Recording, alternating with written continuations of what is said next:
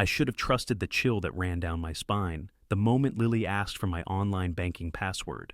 "Grandpa, it's just easier if I handle your bills," she'd said, smiling like butter wouldn't melt in her mouth. She even patted my hand like I was a helpless old man. That smile used to warm my heart. That day, it made something deep inside me tighten. I'd spent 45 years working double shifts at a paper mill in southern Ohio, saved every penny, paid off the house brick by brick, buried my wife beside the oak tree she loved, all so my family would never struggle the way we did starting out. I trusted my kids, I adored my grandkids, but trust has a way of turning into a loaded gun when the wrong hands hold it. It started so small I almost missed it. The kitchen was quiet that night. I sat alone at the table, the light above flickering faintly, my wife's picture resting beside my half-empty cup of cold coffee. I'd been staring at the same 3 unpaid bills for hours. Lily had told me she'd taken care of them weeks ago. "Don't worry, Grandpa," she'd said with that sugary voice. "I've set up autopay. You just enjoy yourself." But there they were, overdue. I picked up the phone, dialed the electric company myself. "No, sir," the clerk said politely. "No payments have been made since February." I hung up slowly, staring at the paper in my hand. My heart thudded in my chest, not from panic, but from something colder. The next morning, Lily swung by with her brother, Ryan. She breezed into the kitchen like she owned the place, wearing that expensive coat I knew she couldn't afford on her part-time job. Ryan followed, headphones slung around his neck, scrolling through his phone without so much as a hello. "Morning, Grandpa," Lily chirped, kissing my cheek. "You look tired. Don't worry about the bills. I'll handle them this week." I nodded slowly, watching her every movement. She spoke with that easy confidence, like nothing could possibly be wrong. She didn't notice I'd left the bills in plain sight on the counter. Her eyes flicked toward them, just for a second, then back to me. That was all I needed to see. For a while, I tried to tell myself I was imagining it. They were my grandkids, after all. Lily used to braid my wife's hair when she was sick. Ryan helped me fix the back fence one summer when his dad couldn't be bothered. They weren't bad kids. At least, that's what I wanted to believe. The first real crack came at the pharmacy. I'd gone to refill my heart medication, swiped my card at the counter, declined, tried again. Declined. Heat rose up my neck as the woman behind me sighed loudly. I pulled out cash, hands shaking, and walked back to my truck with a lump in my throat. At home, I asked Lily about it. She waved me off like I'd dropped my keys again. "Banks mess up all the time, Grandpa. I'll check." She never met my eyes. That night, I unlocked the old filing cabinet in the den. The one nobody else knew had a false bottom. My eyesight's not what it used to be, so I held my magnifying glass over the printed statements. Withdrawals I didn't recognize, transfers labeled external. They'd been small at first, 50 here, 100 there, but they grew like weeds. The numbers were cold, hard proof. But what hurt worse was the handwriting. On one of the mailed confirmations in the corner was a note. L+R, Lily and Ryan, my grandkids. I sat back in the creaky armchair, the house quiet except for the ticking of the old clock. My wife's picture stared at me from the mantel. I whispered to her, "They're stealing from me, from us." I barely slept. By dawn, something inside me had shifted. When Lily stopped by that afternoon, I let her talk. She sat at the counter, sipping the lemonade I'd made, telling me how busy she was with work, how stressed she felt, handling all my complicated finances. I smiled the way people do when they want the other person to think they've won. "I'm grateful, sweetheart," I said softly. "I don't know what I'd do without you." Inside, a different sentence echoed. "You have no idea what's coming."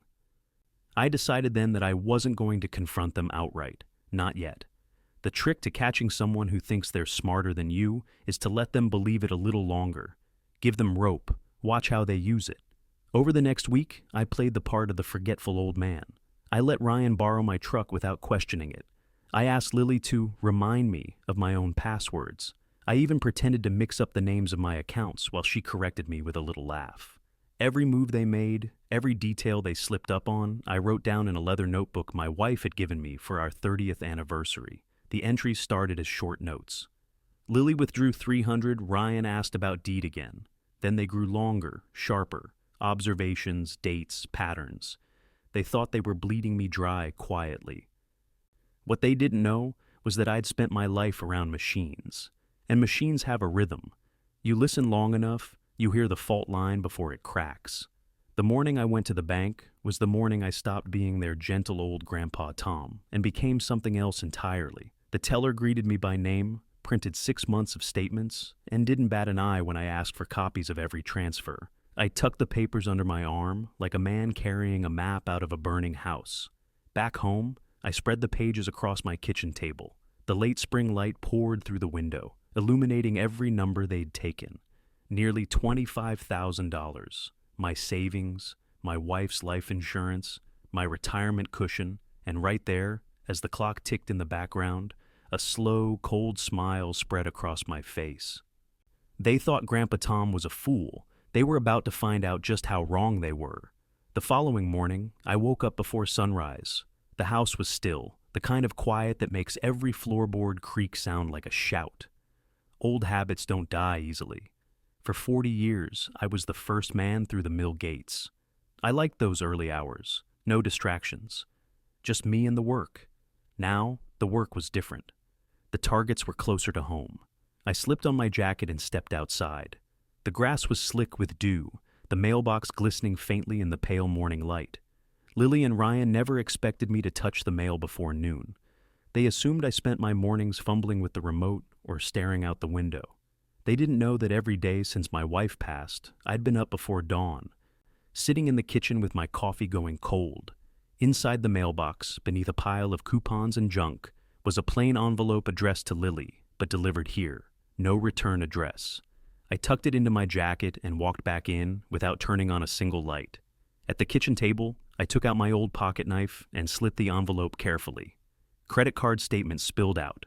3 separate accounts I'd never seen before. Balances north of $30,000. Payments pulled from an account that matched mine down to the last digit. I stared at those statements until the edges of the paper blurred. It wasn't a mistake. It wasn't some misplaced decimal. It was deliberate, coordinated, and signed in the smallest ways, like the note I saw in the corner of one page. LR, split later. My hands clenched around the papers. The sound sharp in the silence. By the time they came over later that morning, my face was calm. Lily breezed through the door like she owned the place, her perfume floating behind her. Ryan trailed in, shoes muddy from God knows where, eyes glued to his phone. "Morning, Grandpa," she chirped. "You look tired. You should let us handle everything this month. You've done enough." I smiled faintly. "I trust you, sweetheart. You're so organized." They relaxed instantly. That was good. Let them get comfortable. 2 days later, I planted the first test. Over lunch, I leaned back in my chair and said casually, "I was thinking of going down to the bank tomorrow. Haven't been in a while." Ryan's fork froze midair. Lily's laugh was a beat too loud. "Grandpa, there's no need," she said quickly. "Everything's online now. We take care of it for you." I sipped my lemonade. "Old men like me trust faces more than screens," I said. "Might even enjoy the drive." That night, I heard them whispering upstairs. Lily thought I was asleep. Ryan's voice carried through the vent. "He's going to the bank. What if he sees something?" Her reply was sharp. "Relax. He won't understand half of it anyway. He'll come back confused, and we'll explain it away." They underestimated me. That was their first mistake. The next morning, I drove into town early, the roads still quiet. The teller printed 6 months of statements for me, without blinking.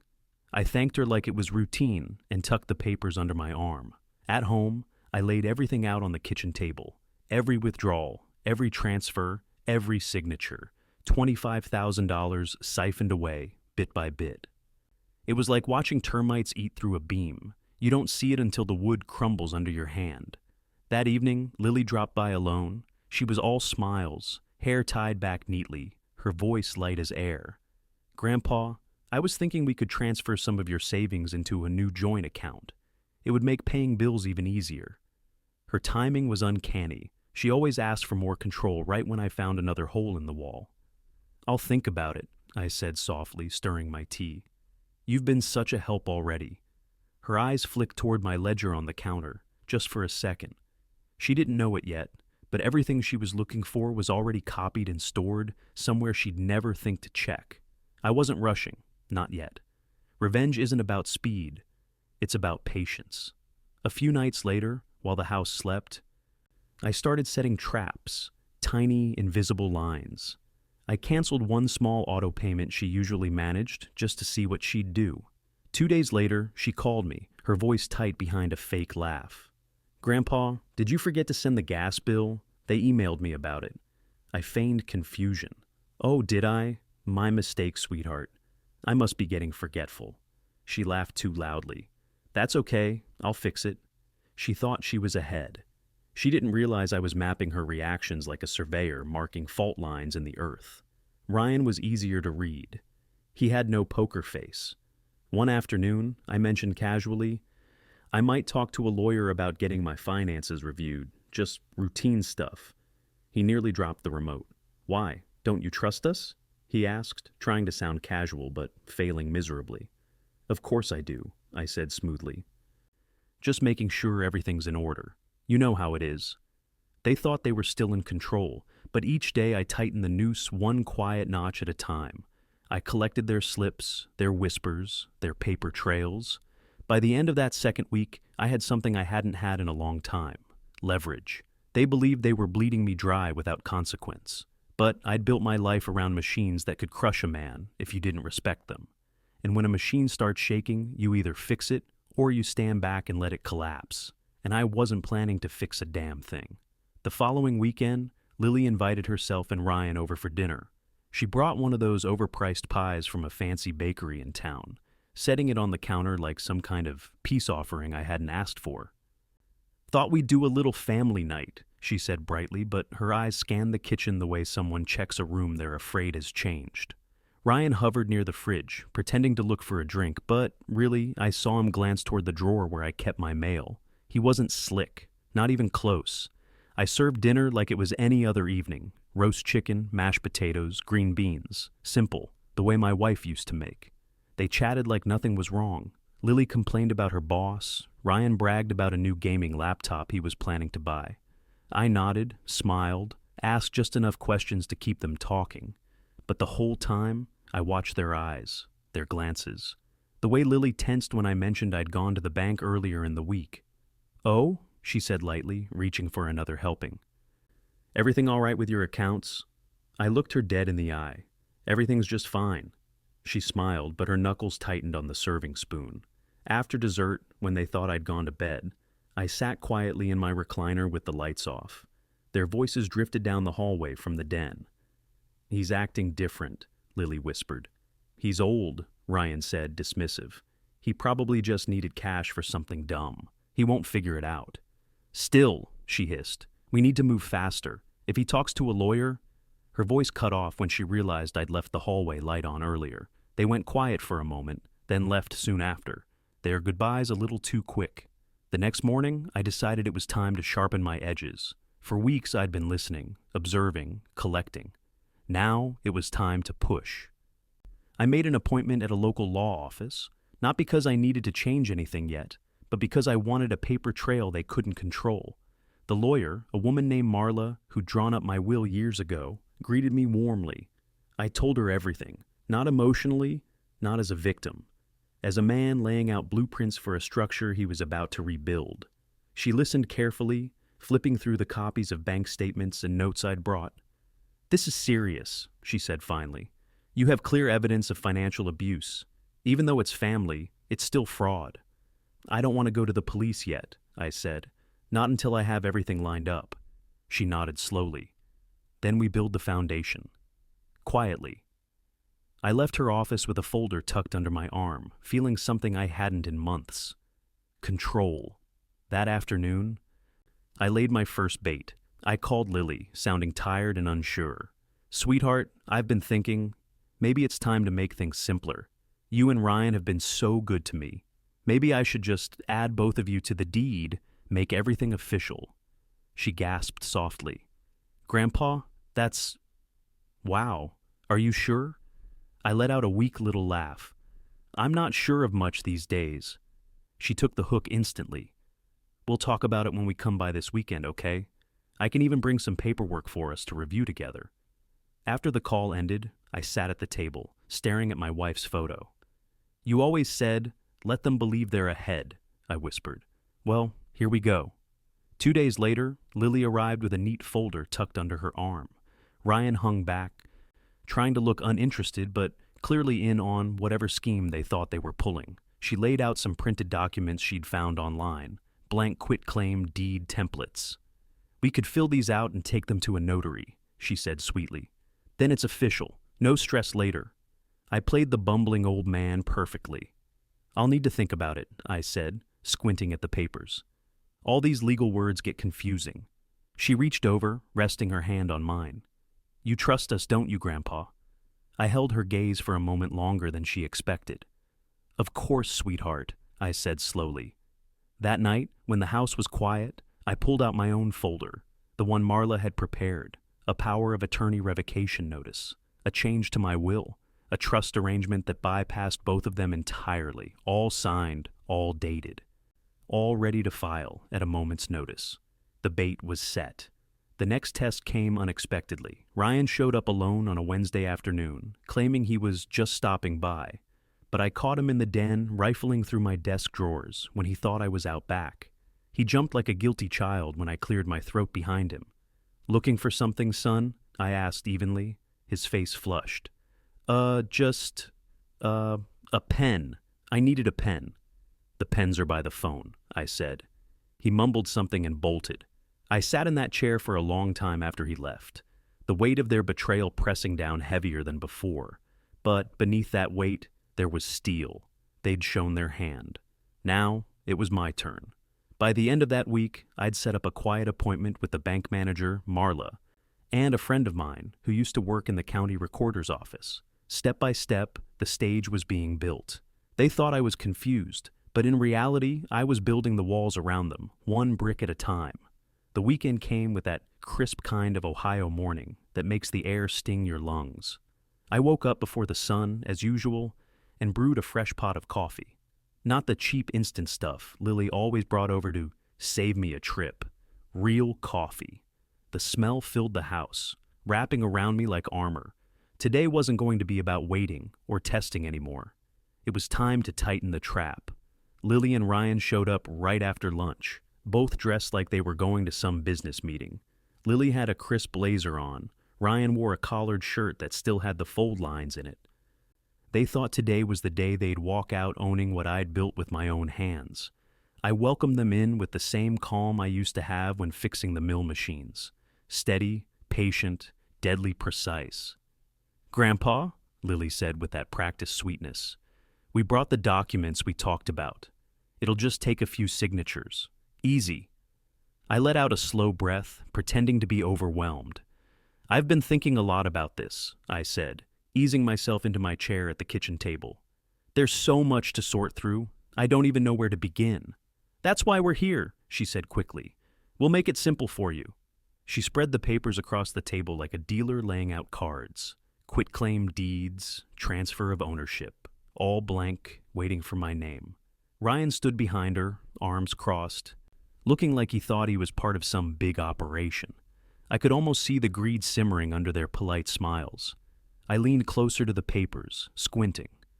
This all seems complicated, I murmured. I think I'll need a lawyer present. Lily's smile twitched. Grandpa, that's not necessary. We can handle this ourselves. Lawyers will just make things expensive and confusing.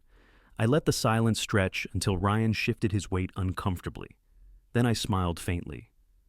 I already talked to one. The way both of their faces flickered just for a split second was all the confirmation I needed. Lily recovered quickly, her voice just a touch too bright. Oh, well, that's great. What did they say? They said I should take my time, I replied evenly.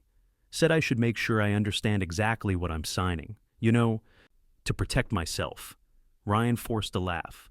Grandpa, it's just us. You don't need protection from us. I stared at him, letting the weight of that sentence hang in the air. No, I said softly. I suppose I wouldn't. Lily quickly gathered the papers, her hands a little too quick, a little too tight. Well, whenever you're ready, no pressure. She smiled, but her eyes had lost their shine. She knew something had shifted, even if she couldn't quite place it yet. After they left, I called Marla. "It's time," I told her. We finalized the trust that night, my assets locked up tight, the house placed into it legally, with control passing not to Lily or Ryan, but to a charitable foundation in my wife's name when I passed. They wouldn't see a penny without my explicit approval. The following day, I made another quiet move. I went to the bank manager and changed every access point Lily had touched. New accounts, new passwords, security flags on every transfer. I also set up a private account under the trust, the one Lily and Ryan didn't even know existed. The manager, an old friend of mine, promised to flag any suspicious activity. Meanwhile, I let Lily and Ryan keep thinking the door was still wide open. That was the beauty of it. I wanted them to step right through without realizing it was closing behind them. A few nights later, I caught Ryan skulking near my garage after dark. I'd installed a motion light 2 days earlier. When it clicked on, he jumped like a deer in headlights. I opened the door slowly. "Something wrong?" I asked. He stammered. I thought I left something here last time." I stepped forward. "You don't own anything here, boy." The way he looked at me then, caught, cornered, small, told me he finally sensed something was off. He muttered a goodbye and disappeared down the street, but his face stuck in my mind. He wasn't nervous because of guilt alone. He was nervous because he'd lost control without realizing it. The next weekend, Lily tried a new tactic. She showed up alone with a homemade casserole and a voice dripping with sweetness. "Grandpa, I've been thinking," she said, setting the dish on the table. "I don't want you to stress about legal stuff. If you want, we can handle everything for you. You can just relax and enjoy your time. That's all we want." I watched her carefully. Her tone had softened, but her eyes betrayed her. She was testing the waters. She wanted to know how much I knew. "You're a good girl," I said slowly.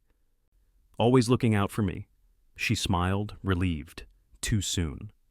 After dinner, when she went to wash the dishes, I excused myself and stepped out onto the porch. I called Marla again. "They're getting impatient," I said quietly. "Good," she replied. "Impatient people make mistakes." When Lily left that night, she thought she'd smooth things over.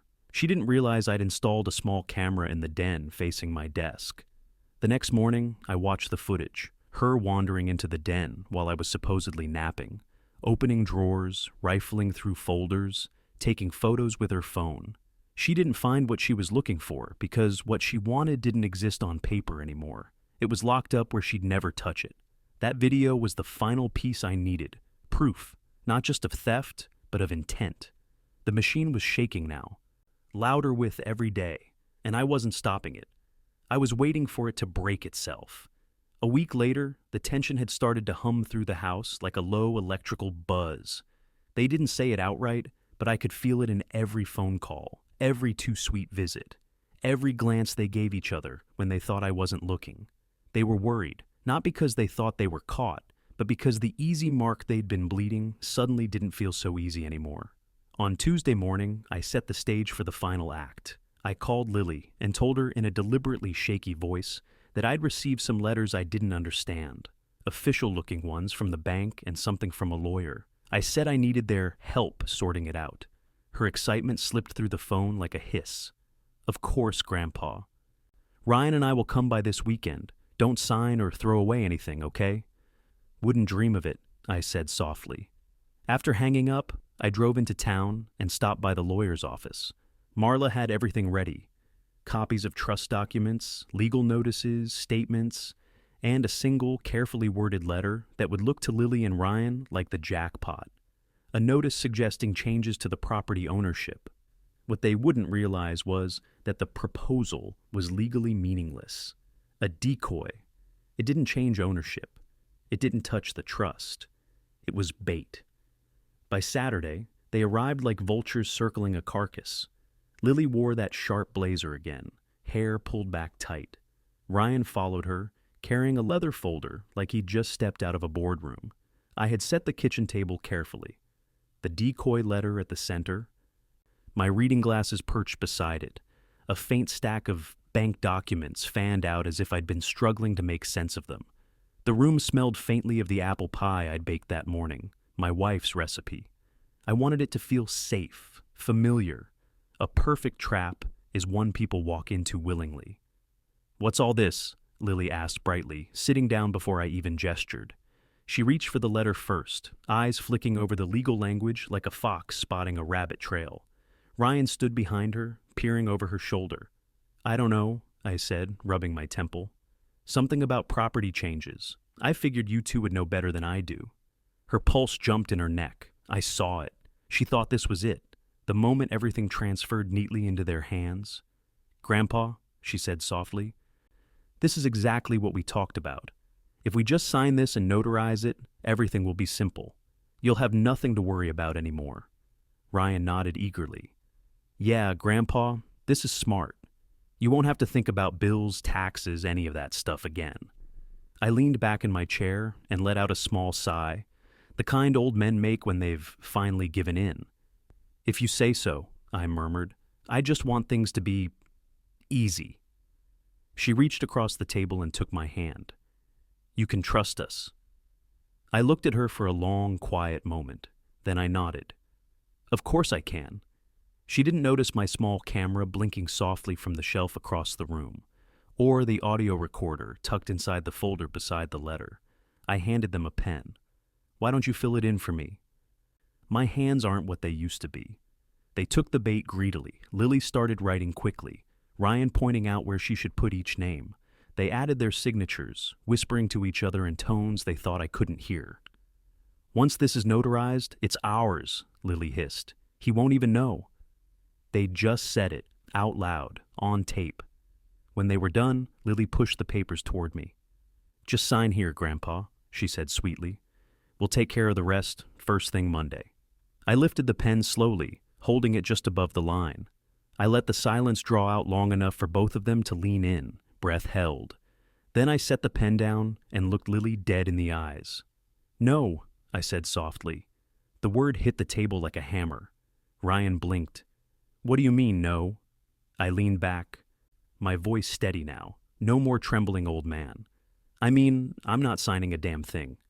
Their faces shifted fast, confusion, then panic, then the kind of anger people get when the mask slips. Lily forced a laugh. "Grandpa, don't joke around. We already filled everything in. All you have to do is sign." I slid the papers back toward them. "I had my lawyer review every one of those documents. I know exactly what's in them, and I know exactly what you've been doing with my money."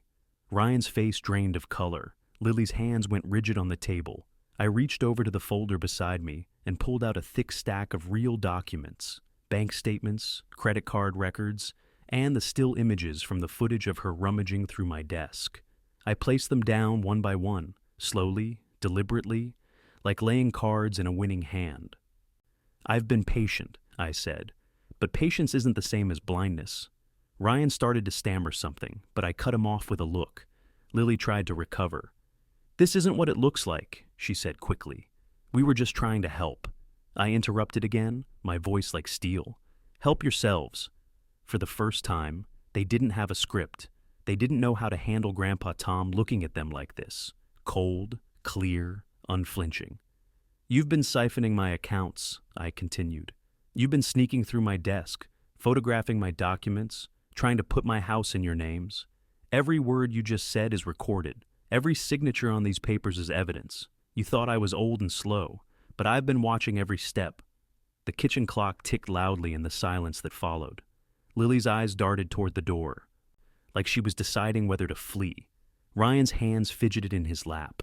I leaned forward, my voice quiet now, the way it used to get before I gave a warning at the mill. "You thought you were building a bridge to your future. What you didn't see is that I was the one laying the bricks. And now that bridge leads exactly where I want it to." They didn't know it yet, but by Monday morning, the lawyer, the bank, and the authorities would each have copies of everything. This was the moment the machine started to crack, and I wasn't going to stop it. They left that night without dessert. No fake hugs, no cheery goodbyes. Just a quiet, brittle silence broken by Lily's heels clicking down the porch steps, and Ryan muttering something I couldn't catch. I stood by the window and watched their taillights disappear into the dark, the red glow fading like a match burning out. My kitchen felt different afterward. Still the same walls, same clock ticking, same photograph of my wife above the mantel. but the air was sharper, heavier.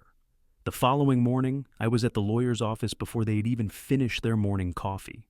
Marla slid the folder across her desk. Inside were copies of everything I'd recorded, every withdrawal, every forged document, every moment they'd whispered their schemes in my house. "Are you ready?" she asked. Her tone was calm, but she knew this wasn't just about money anymore. It was about dignity, legacy, the quiet line they'd crossed when they decided their grandfather was easy prey. I nodded. "Let's finish it." By noon, the paperwork was in motion. The trust had been fully filed with the county. All property titles had been legally locked under its protection. Their forged documents? Reported. The bank flagged their accounts for investigation, and fraud alerts had been placed on every line that touched mine. A detective I'd known since he was a rookie. His father worked beside me at the mill, called to set up a formal meeting. "I can make this quiet or loud," he said. "Your call." "Start quiet," I replied, "but make it stick." That night, I sat in my recliner, hands folded, as the house settled around me. The refrigerator hummed softly. The porch light buzzed. It was the kind of calm that comes right before a storm finally hits the shoreline. I didn't have to confront them anymore. The gears were turning, and every piece was sliding into place exactly as planned. 2 days later, Lily showed up unannounced. No blazer this time. Just a sweatshirt, messy hair, eyes wide and nervous. She stepped into the kitchen like someone walking into a courtroom.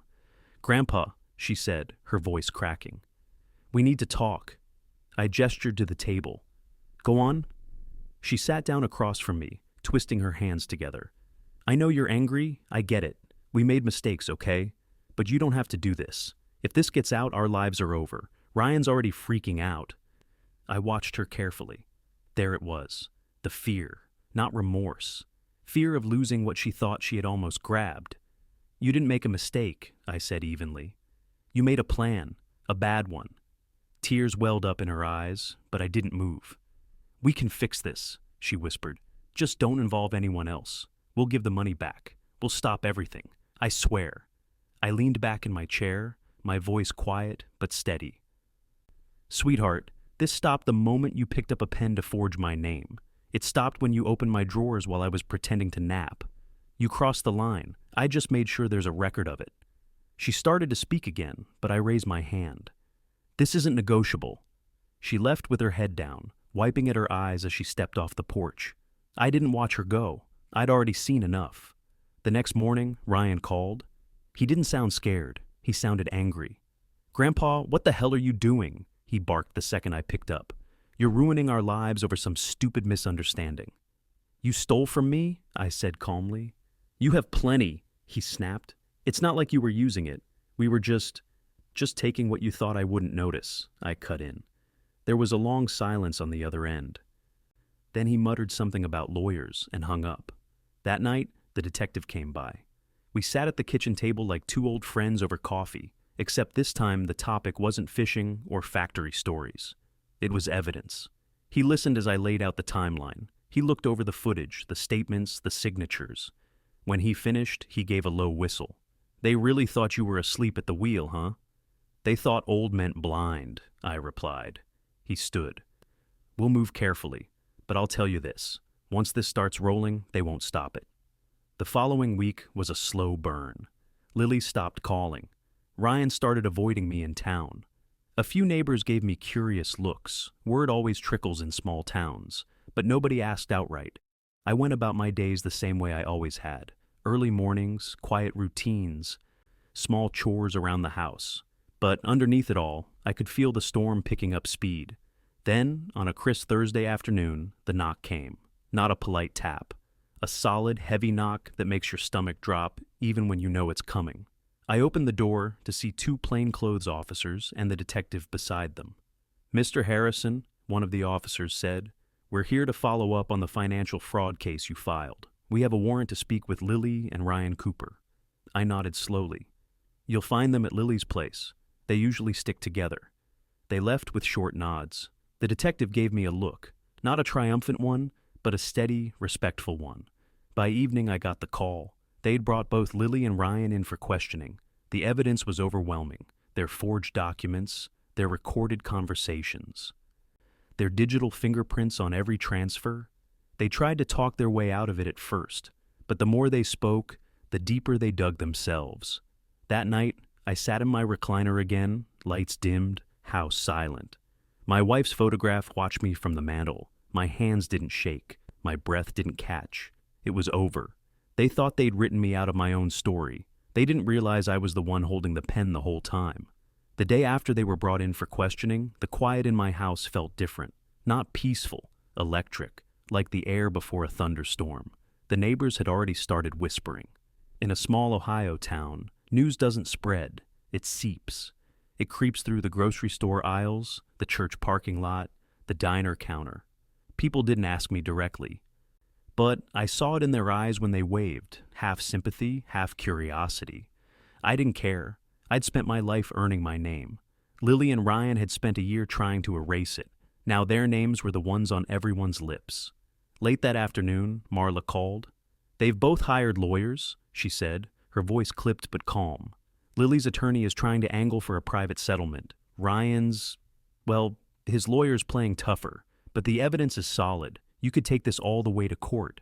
I leaned back in my chair, staring at the sunlight crawling across the kitchen floor. "We're not backing down," I said. "Not after everything."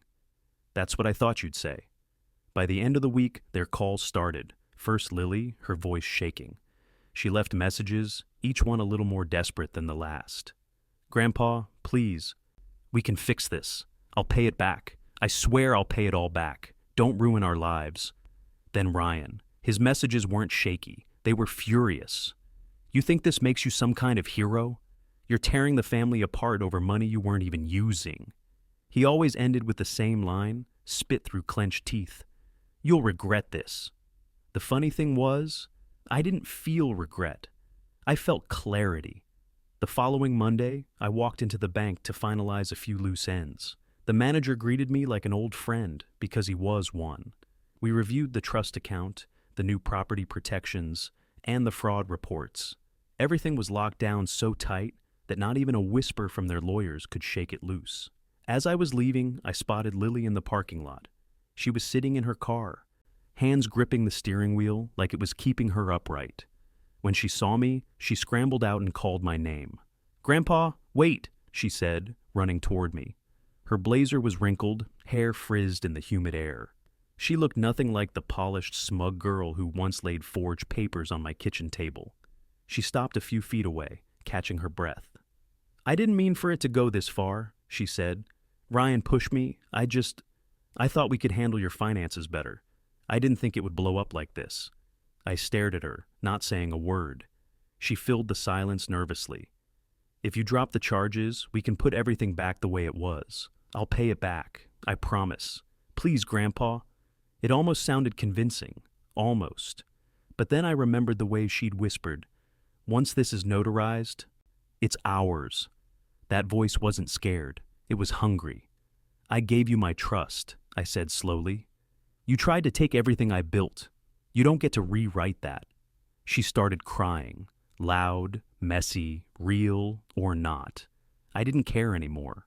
I walked past her without another word. Her sobs echoed in the parking lot behind me, but they didn't stop my steps.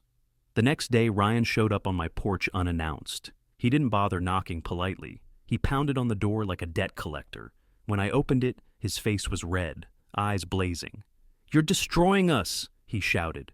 "You destroyed yourselves," I said quietly. "This is family."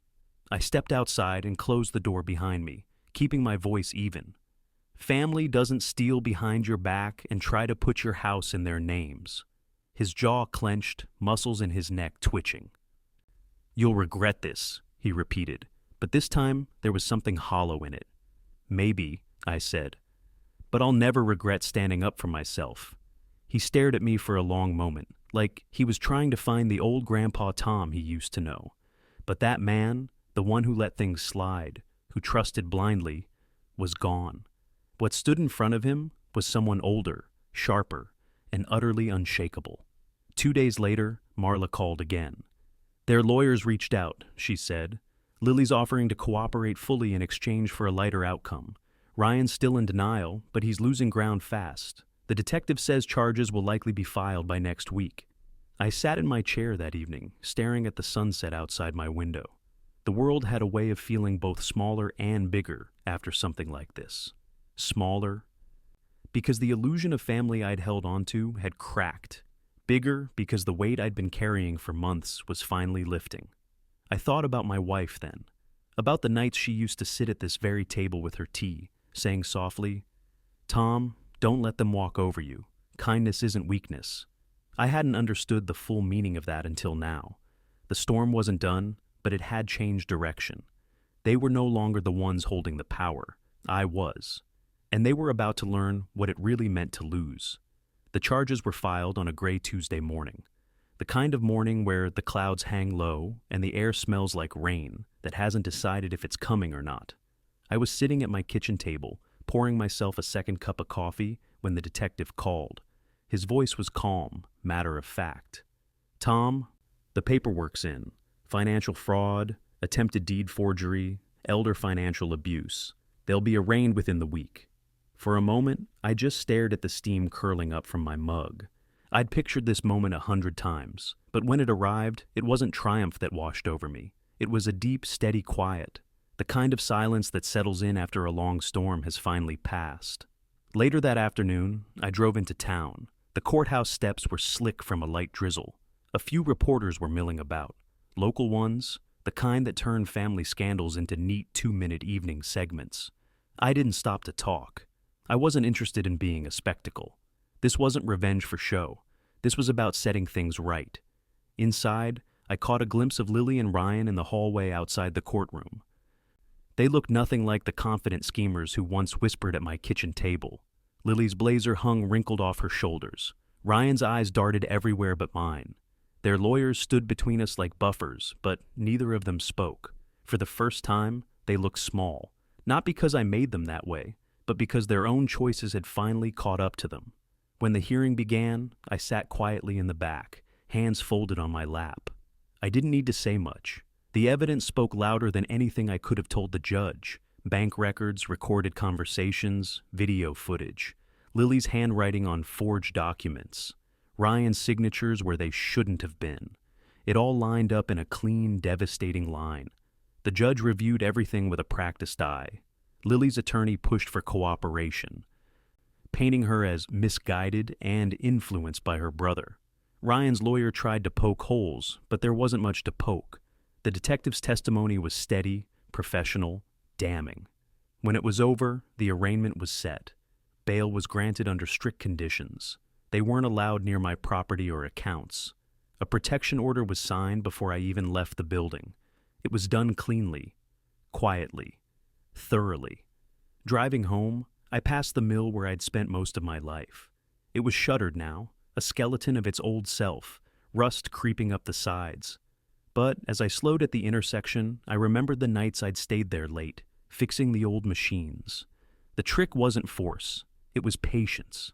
Listen long enough, and every crack, every fault, every weakness reveals itself. That same patience had brought me here. That weekend, the house was quiet in a different way. The ticking clock didn't sound accusatory anymore. The air didn't feel heavy. For the first time in months, I opened the back door and sat on the porch with a cup of coffee, watching the breeze move through the oak tree where my wife was buried. The trust papers were signed, the house was secured, my accounts were sealed tight. Everything they'd tried to take was now beyond their reach. The neighbors stopped by here and there, some pretending they didn't know, others offering casseroles and quiet nods. I accepted both with a polite smile. I didn't need their sympathy, but I appreciated their decency. In a town like ours, decency still meant something. A week later, Marla came over to finalize the last set of documents. "It's airtight now," she said, tapping the folder. "Even if they tried anything again, they wouldn't get past the first page." I nodded slowly. "Good." She hesitated. "You know, Tom, not everyone has the guts to follow through on something like this. Most people would have looked the other way. Or given in." I looked out the window toward the oak tree. I spent my life building something for this family. They thought they could strip it away like peeling wallpaper. I wasn't going to let that be the last chapter. She gave a small smile. Well, you wrote this one yourself. The day of their sentencing came quietly. Lily took a plea deal, agreeing to restitution and community service in exchange for reduced penalties. Ryan fought it longer, but folded eventually when the evidence cornered him. I didn't gloat. I didn't speak to the press. I didn't even sit through the entire hearing. I listened to the verdicts, stood, and left. That was enough. When I got home that night, the house was lit softly, warm against the dark. I poured myself a cup of coffee, sat by the window, and looked at the photograph of my wife on the mantel.